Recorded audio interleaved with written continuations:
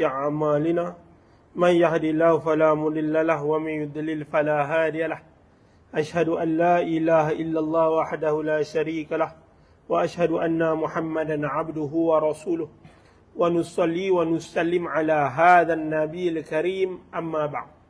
قال الله سبحانه وتعالى في القرآن الكريم إياك نعبد وإياك نستعين اهدنا الصراط المستقيم صراط الذين أنعمت عليهم غير المغضوب عليهم ولا الضالين.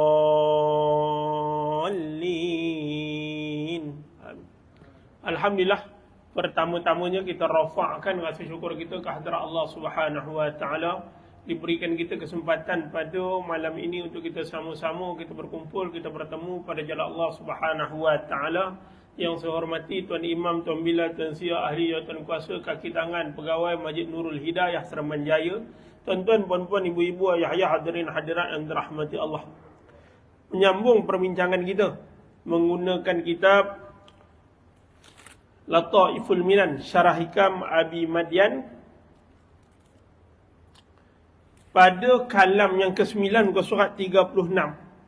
Pada kalam yang ke-9 muka surat 36 sambung, bil basirah yatahaqqaqu al-intifa', dengan mata hati akan tercapailah manfaat dunia dan akhirat. Maka datang kita punya bincang hari itu umpama, berhenti setakat tu. Umpama qala al-musannif rahimallahu ta'ala wa nafa'ana bi ulumi fid darain amin. Sambung dia kata, umpama orang yang buta mata kasarnya tidak akan mampu berjalan dan tidak akan berjaya sampai ke destinasinya. Dia nak memberitahu kepada kita berkenaan dengan perbincangan sebelum tu, iaitu apa? Manfaat yang sebenar hanya dapat dikecapi melalui mata hati orang yang ada basirah. Maka pada ketika itu dia tahu dia nak pergi ke mana. Dia tahu dia hamba Allah. Wa ma khalaqtul jinna wal insa illa liya'budun. Az-Zariyat 56. Allah kata tidak aku ciptakan jin dan manusia itu melainkan beribadah kepada Allah, memperhambakan diri kepada Allah. Dia ada mata hati dah. Dia kata, aku ni hamba Allah, aku nak kena memperhambakan diri pada Allah. Jadi pada ketika itu dia nak mencapai. Capai apa? Capai akar redha Allah. Maka ketika mana nak capai redha Allah Subhanahu wa taala, maka perbuatan dia adalah perbuatan-perbuatan yang diredai. Kita doa, Allahumma inna nas'aluka redhaka wal jannah. Minta lagu tu. Ya Allah, aku mohon kepada engkau redha engkau dan syurga engkau. Wa na'udzubika min sakhatika wan nar. Minta jauh daripada kemurkaan engkau. Pada ketika itu baru tahu. Yang kita nak buat adalah dalam perkara taat, yang kita nak jauh adalah perkara maksiat. Yang kita nak buat adalah perkara yang mendapat keredaan Tuhan, yang kita minta jauh daripada kemurkaan Allah Subhanahu wa taala gitu. Jadi, orang buta mata hatinya tidak akan mampu mengambil faedah dari perjalanannya kepada Allah. Kalau mata hati dia ni dah terpejam, tuan-tuan, dah buta dah, memang tak boleh nak buat apa. Rugi tak? Sangat-sangat rugi. Sebab itu dia kata, kalau lagu tu umpama orang yang buta mata kasarnya, tadi dia kata kalau mata hati ni pun buta, macam mana dia nak mengambil faedah untuk perjalanannya kepada Allah? Jadi samalah macam mata celik kita. Mata celik. Dalam Quran, bab-bab buta ni cukup banyak. Umpama orang yang buta mata kasarnya. Perkataan buta ni dalam Quran ni cukup banyak. Antara ayat yang biasa kita baca apa dia? Summun bukmun umyun fahum la yarji'un. Allah kata dalam Quran surah Al-Baqarah ayat 18. Allah kata apa? Maka seolah-olah orang yang pekak, bisu, buta, dengan keadaan itu mereka tidak dapat kembali kepada kebenaran. Nak cerita apa kepada kita, tuan-tuan? Nak bagi tahu orang buta macam mana dia nak balik kepada kebenaran? Rugilah. Rugi lagu mana, tuan-tuan? Rugi sebab dia tak nampak. Dia pun kata, kalau boleh lah aku nampak ni cantik lah, tapi sebab aku buta. Kata lagu tu. Tapi kalau kata dalam buta perjalanan menuju redha Allah Subhanahu wa taala, maka dia sangat-sangat rugi. Allah sebut banyak, tuan-tuan, berkenaan dengan ayat Quran yang dikatakan berkenaan dengan perkataan buta. Buta. Allah kata apa dalam surah Yunus? wa minhum man yanzuru ilaik fa anta tahdil umya walau kanu la yubsirun. Surah Yunus ayat 43. Allah kata apa? Dan di antara mereka pula ada yang memandang kepada perkara-perkara yang engkau tunjukkan, tetapi mereka tidak nampak kebenarannya sebagai orang buta. Maka engkau, wahai Muhammad, tidak berfaedah menunjukkan jalan kepada orang-orang buta. Juga kalau mereka menjadi orang-orang yang tidak mahu melihat perkara yang engkau tunjukkan itu. Nabi dah suruh dah kepada kita. Buat benda bagus apa semua, tapi kalau orang tu tak mau ikut, dia umpama orang buta. Itu Allah sebut dalam Quran, surah Yunus ayat 43. Allah beritahu, laqad kana lakum fi rasulillahi uswatun hasanah, adalah pada batang tubuh Rasulullah sallallahu alaihi wasallam contoh ikutan hak bagus.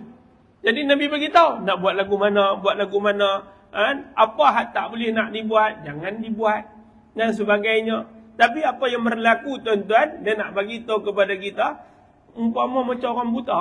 Sebab itu bila Allah sebut dalam Quran, dan di antara mereka pula ada yang mana kepada perkara yang engkau tunjukkan, tetapi mereka tidak nampak kebenaran. Tak mau, sedangkan 13 tahun Nabi SAW berada di Makkahul Mukarramah. 13 tahun. 13 tahun ni lama. 13 tahun ni dibiasakan jadi Rasul. Jadi Rasul 13 tahun. Sebelum tu Nabi dah duduk dekat Makkahul Mukarramah dah. Nabi ni orang bagus, orang baik, orang jurus. Bukan orang yang buat tak ketahuan hala ni dah. Orang bagus. Apabila bercakap tentang Muhammad, ya Muhammad orang yang amanah. Bila bercakap tentang Muhammad, oh Muhammad orang yang jujur. Bila bercakap tentang Muhammad, oh Muhammad ni jenis bijaksana. Sifat tu dah ada pada Nabi SAW.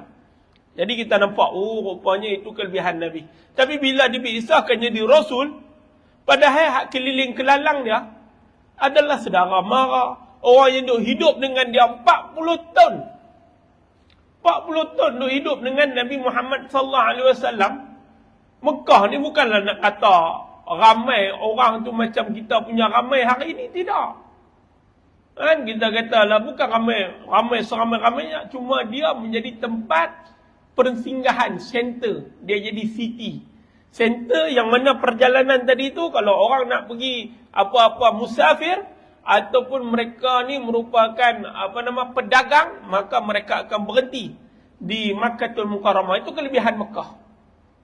Tapi bukan soal padat, tapi persoalan dia berapa ramai dia ikut Nabi.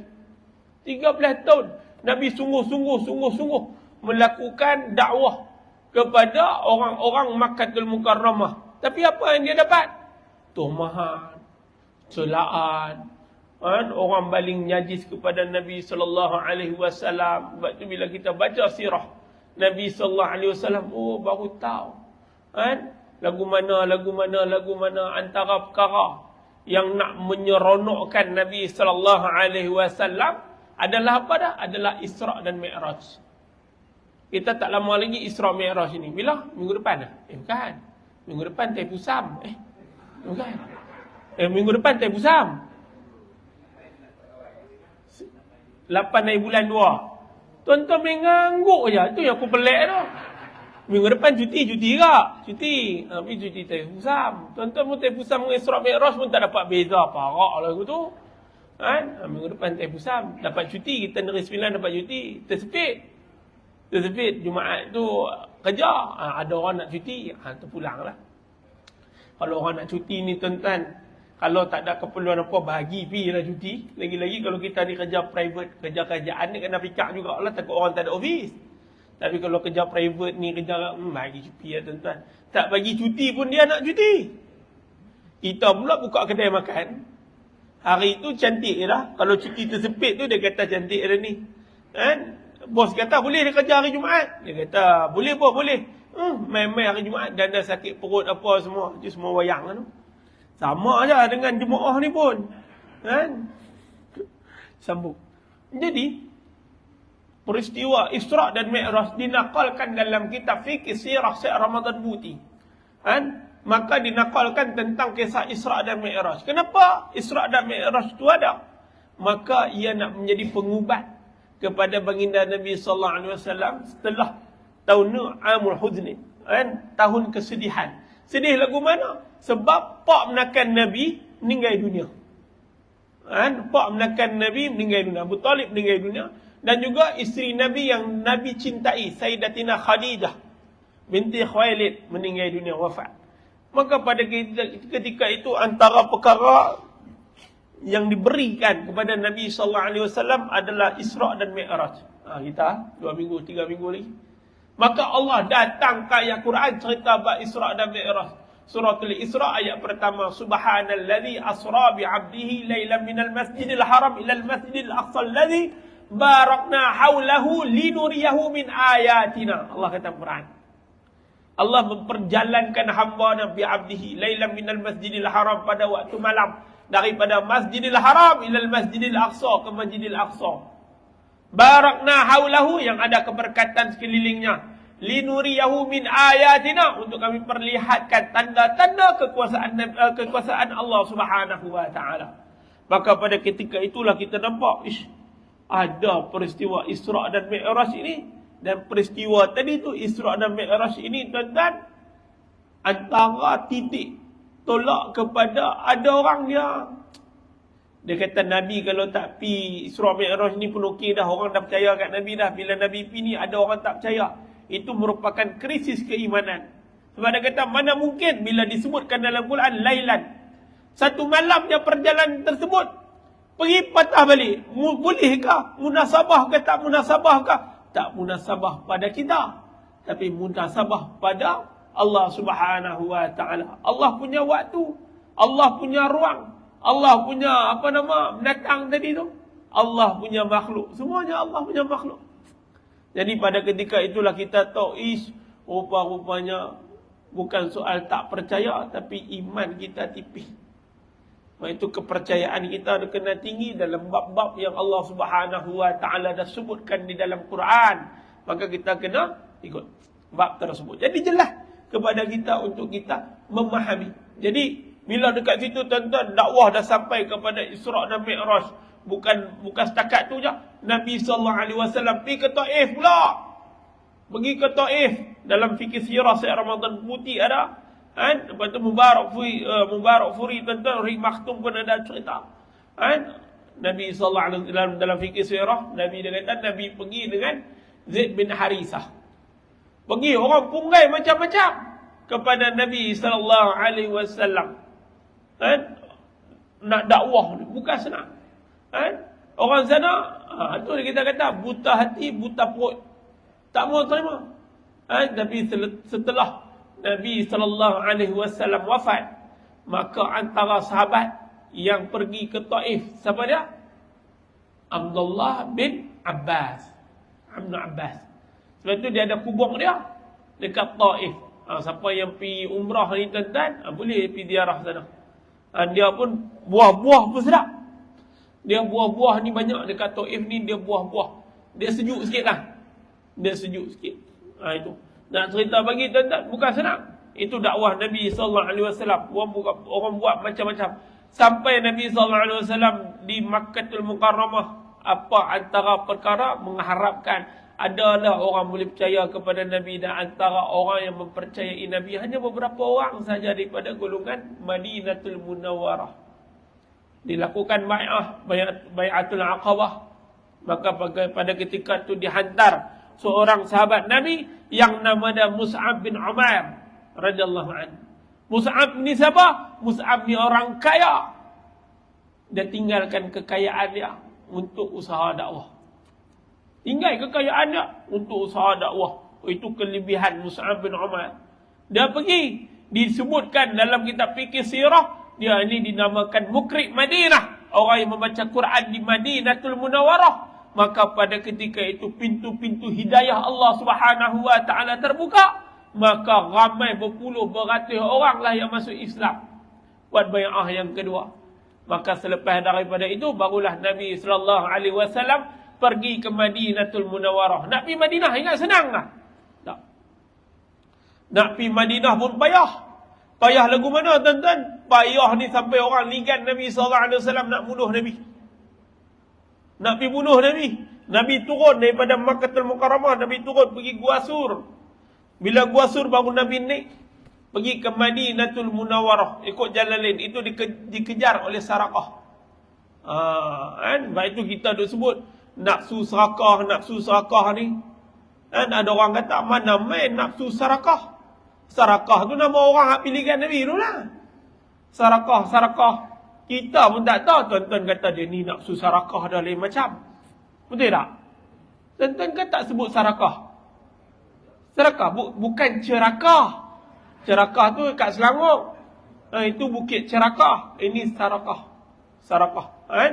Dia ni nafsu Sarakah ni, nafsu macam tu lah. Sebab apa dilikan Nabi? Sebab nak mendapatkan habuan daripada puak-puak kafir Quraisy pada ketika itu.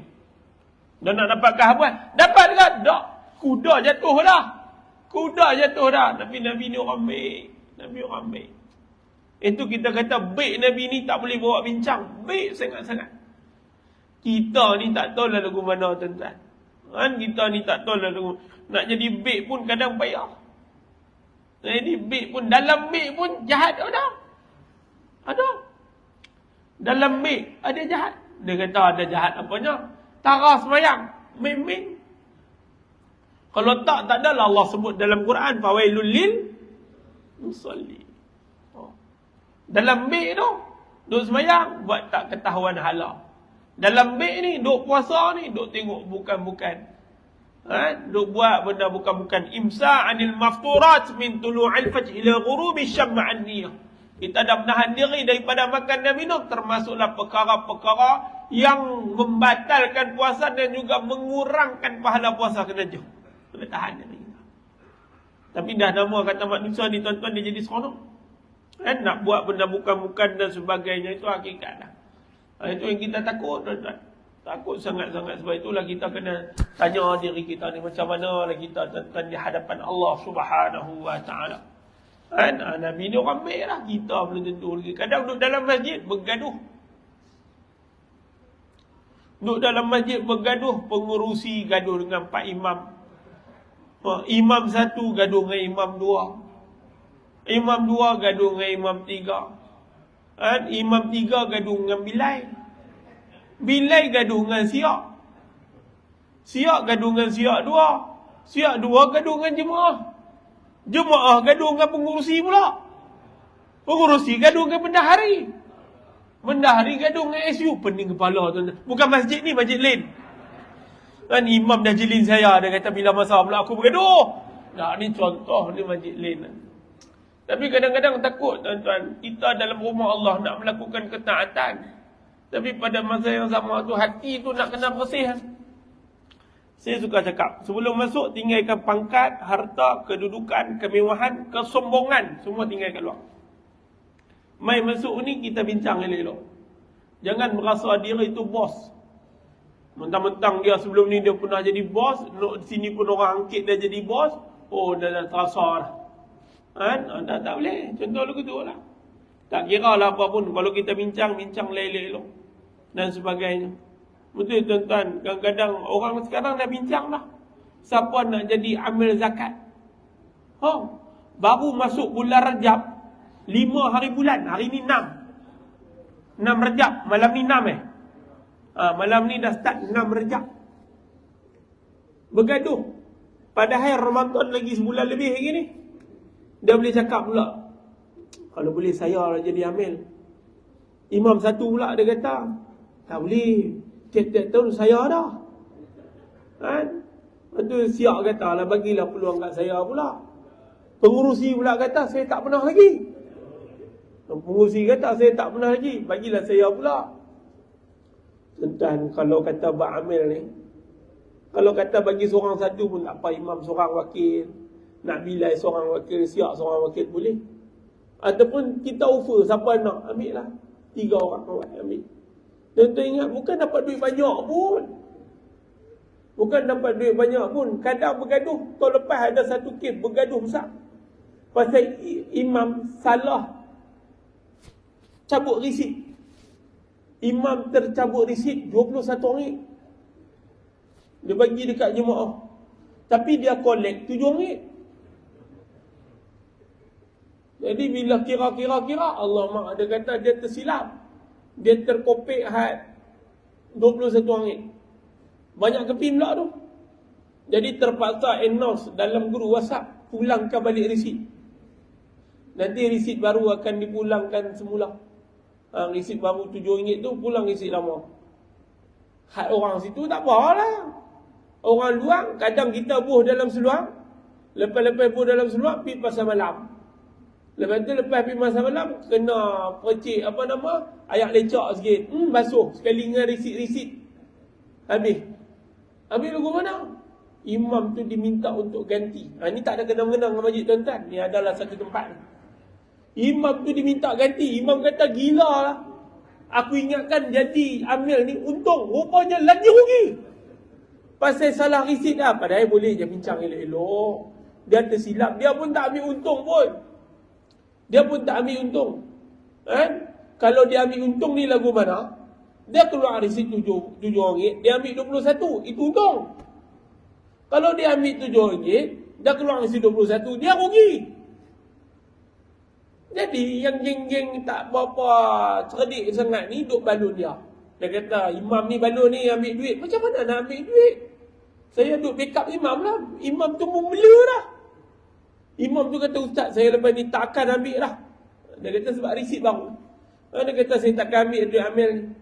Duit amil ni takkan kutip lah. Dia tak mau kutip lah. Saya kata tak payah kutip lah. Kalau lagu ni. Lepas tu bila tanya kawan-kawan lain siapa nak kutip, dia kata tak nak lah, nanti kena bayar macam Pak Imam. Jadi tuan-tuan, kalau bab tu bergaduh payah. Ada satu masjid mana saya tak mahu abang, tapi dah tertunjuk belah sana. Belah sana tu tak tahu, belah mana tu tak tahu. Bergaduh imam satu dengan imam dua pasal location untuk kutip zakat. Sama ada pintu sana ataupun pintu sini. Pintu sana imam satu, pintu sini imam dua. Jadi imam satu tak main, imam dua pergilah kat pintu tu. Rupanya salah. Imam satu kata, dia kata itu tempat seh lah. Yang kau duduk tempat seh kenapa? Dia kata sebab imam satu, dia imam lama. Dia dah sapu dulu dah tempat keluar masuk orang. Hak pintu ni mana ada orang keluar masuk? Kalau ada apa jenis orang tepi-tepi tu? Ada 7-8 orang. Hak lain semua masuk ikut pintu ni. Jadi dia kata rugi pula. Imam satu kira nak untung lah. Saya kata biar pergilah imam satu tu. Kita bergaduh dengan dia pun tak boleh nak buat apa. Dah. Bergaduh dengan dia pun tak boleh nak buat apa. Pencin ada. Elau ni imam dia sapu. Imam juru nikah dia sapu. Amil dia sapu. Ceramah dia sapu. Banyak lagi tuan-tuan. Saya malah nak apa? Ni kalau dia dengar live ni, boleh sakit jantung dia. Dia kata Ustaz Zul ni bocor rahsia dia pula. Kuliah saya pun dia sapu. Kuliah saya ada kuliah satu tempat tu 4 minggu berturut-turut. 4 minggu berturut-turut. Jadi dia kata Ustaz Zul punya kuliah, Dr. Zul punya kuliah ni ramai orang. Jadi dia kata dia nak. Tapi dia tak kata kat saya. Dia kata kat bendahari, tapi bendahari dah takut dah. Bendahari saya tak berdoa dengan dia. Dia takut saya naik kuliah. Lepas habis sembahyang maghrib, habis doa, dia tak sembahyang sunat pun imam tu. Dia terus buka kitab dia, duduk kat depan ni. Saya pun sampai macam biasa lah. Saya pun sampai. Saya kata, siapa pula orang tua ni? Depan saya bah. Saya pun tak tahu. Saya pun jadi takut juga. Aku salah malam ke? Duduk tengok phone, kata betul dah. Hari contohlah, betul dah hari Rabu, minggu ketiga. Sepatutnya malam aku pasal apa? Ada orang tua duduk atas tu. Lepas tu saya pun tak apa, duduk macam biasa. Bendahari main cuit saya, dia kata, doktor, imam nak kuliah doktor. Saya kata dia nak kuliah saya. Kenapa? Dia kan ada 4 kuliah. Kenapa dia nak kuliah saya? Dia kata sebab malam doktor ramai. Jadi kalau boleh nak malam hak doktor lah. Saya kata pergi cari orang lain punya malam. Kenapa nak malam saya tak tahulah. Betul. Saya pun dengar sampai habis kuliah. Kita hormat sebab orang tua. Dengar hormat sampai habis. Dalam hati kata tak apa nak kata lagu mana. Lepas next 2 minggu lagi tu, kuliah yang dia tu tak ada orang. Sebab bukan kuliah saya. Orang tak habis lah. Lepas tu dia marah. Dia kata kenapa waktu malam doktor ramai, waktu saya tak ramai. Hang dah sapu kuliah aku. Hang duk tikai pula. Baru ni pihak masjid telefon, dia kata, ustaz minta tolong, minta ustaz ambil balik kuliah tu. Saya kata tak mau aku pun dah ada tempat lain dah. Tapi tu nak cerita tadi tu. Orang ni 9 kata apa, kalau semua dia nak ambil, orang ni 9 sebut apa? Hokap. Nah, dia tak boleh hokap, bunyi macam tu. Kenapa ni hokap? Dia tak kena. Hokap. Lagi kap lagi teruk tu tuan-tuan. Orang kata betul-betul lah tuan-tuan. Sapu keliling. Sapu keliling. Gila betul. Ada juga orang jenis lagu tu. Ada. Saya bukan apa. Kita berkata ada juga umur lebih daripada 60 tahun. Umur lebih daripada 60 tahun lah. Apa duit tak cukup lagi. Betul ke saya duk kata lagu tu lah. Kita ni jangan hokap sangat lah. Pegang satu. Kalau ada imam juru nikah dengan imam satu tu normal. Itu normal. Tapi kalau nak kata tambah pula dengan ambil lah, tu tak lah. Bagi kat orang lain. Kita bagi peluang kat orang lain. Bilai juga siap. Kita bagi. Sebab bilai siap ni dia tak pegang jawatan apa. Ada orang kata boleh ke bilai jadi amin? Boleh je. Bukan payah pun. Doa tu dah ada kat depan tu. Dia tinggal baca. Kalau takut sangat bunyi Rabbana Atina pun orang amin lah. Nak risau apa tuan-tuan? Rabbana taqabbal minna du'ana wa salatana wa qiyamana wa ruku'ana wa zaka'awan. Sebutlah apa pun orang tu ngangguk amin lah. Yang penting risiko koyak tu lah. Ada orang tanya saya baru ni, dia kata ustaz, risik tu penting lah. Saya kata sekarang dah banyak orang bayar online. Kita PKP bayar online, tak pening kepala tuan-tuan. Tapi kalau tuan-tuan jenis suka simpan risik, simpan. Saya suka simpan risik, saja suka simpan. Daripada saya start bujang, sampailah kahwin, anak seorang, 2, 3, 4, semua saya simpan risik. Setiap tahun tu, tunjuk ke rumah, ni anak kita seorang, ni anak 2. Dia kata pasal apa simpan? Saja simpan. Saja simpan. Lepas tu tulis pula, nama kadang-kadang tulis nama imam. Imam mana kita bayar. Syok tuan-tuan. Ada pernah imam tu, dia kutip zakat tu, dekat bonet kereta saya. Saya nak keluar. Dia panggil, dia kata, ustaz, dah bayar zakat ke belum? Saya kata belum ni. Kalau belum bayar sekarang. Saya kata ni kat bonet ni. Dia kata bonet tak bonet. Hak sampui tu bawa keluar. Saya pun kata sampui bawa keluar. Saya beri anak 2 orang ke 3 orang kat bonet. Baru ni, tahun lepas, dekat tepi kereta. Imam tu ligan saya. Imam lain pula. Ligan saya ni motor. Imam ligan. Dia kata ustaz bayar belum? Saya kata belum. Ustaz bayar ustaz. Saya kata sabar dulu. Dia kata sabar juga. Bukan saya tak tahu ustaz baru khutbah tadi. Dia kata sudah. Habis tu lagu mana? Dia kata macam biasa lah ustaz. Itu kita bayar lah. Bayar ni terpulang pada tuan-tuan nak bayar berapa. Tapi kalau tanya saya, bayar lebih dah sikit. Ada orang kata bayar RM7 je ustaz. Ada orang kata, kalau tak ada duit tak apa. Kalau tuan-tuan memang tak ada duit, tak apa, bayar RM7. Kalau ada duit, bagi pilah. Rugi lah? Tuan-tuan rasa rugi lah? Tak. Kalau ada tuan-tuan jumpa orang jenis bayar RM7, duit banyak. Orang tu jenis, tak tahu nak cakap lagu mana. Ada, saya pernah jumpa. Orang kaya bayar RM7. Gila betul, kita pun tengok satu macam. Saya kata, pasal apa bayar RM7? Dia kata, dia beras kat rumah pun dia pakai beras biasa. Jadi dia kata takkan dia nak pakai, dia nak bayar mahal sebab dia guna beras biasa. Saya kata pasal apa guna beras biasa? Dia kata pakai beras biasa, tak ada masalah pun. Saya kata kenapa pakai beras biasa? Nak tahu jugalah. Rupanya jenis jimat. Pakai beras 5% hancur pula. Tuan-tuan, duit ada. Jangan duk pakai beras murah tu. Makanlah beras elok sikit. Saya 10 kali ulang dengan tuan-tuan kan percaya apa cakap saya. Tengok muka tuan-tuan, muka tak dipercaya. Allah kata apa? Kulu mimma razaqakumullah halalan tayyiba. Allah kata dalam Quran. Surah Al-Maidah ayat 88, 10 kali cerita dengan tuan-tuan. Makanlah, makan. Allah suruh kita makan. Kulu mimma razaqakumullah. Makanlah daripada rezeki yang Allah Subhanahu wa taala bagi kepada kamu. Yang lagu mana? Yang murah ke? Tak. Halalan tayyiba, yang halal lagi baik. Tayyiba ni bukan bermaksud mahal. Beras hak bagus Tuan-tuan malu tuan-tuan. Bangla Malaysia ni, kita duk bayangkan dia makan beras murah. Tuan-tuan tahu Bangla makan beras apa? Tuan-tuan macam misalnya di Bangla. Tahu pula. beras basmati. Bangla makan. Padahal dia nak main sini berapa ribu kilometer daripada Bangla nak main sini. Nak main kerja kat kita. Tapi bila bab makan, tuan-tuan kita tanya dah. Ni bayar. Pasal apa you makan beras ni, beli beras mahal? Dia kata makan jadi darah daging. Makan jadi tenaga. Makan sedap-sedap. Kita kata beras biasa. Beras biasa, dia kata tak sedap. Kita kata pasal apa pula beras biasa? Sebab kita biasa beras biasa. Dia kata tak. Itu beras, kalau Bangla punya biasanya semua beras mati makan. Memang beras mati sedap. Tuan-tuan try makan nasi Arab. Ada tuan-tuan pernah jumpa dia beras biasa? Mana ada? Tuan-tuan ada jumpa kalau makan nasi biryani pakai beras biasa? Tak ada. Nasi daging pakai beras biasa? Tak ada. Nasi pakai beras mati. Baru terasa.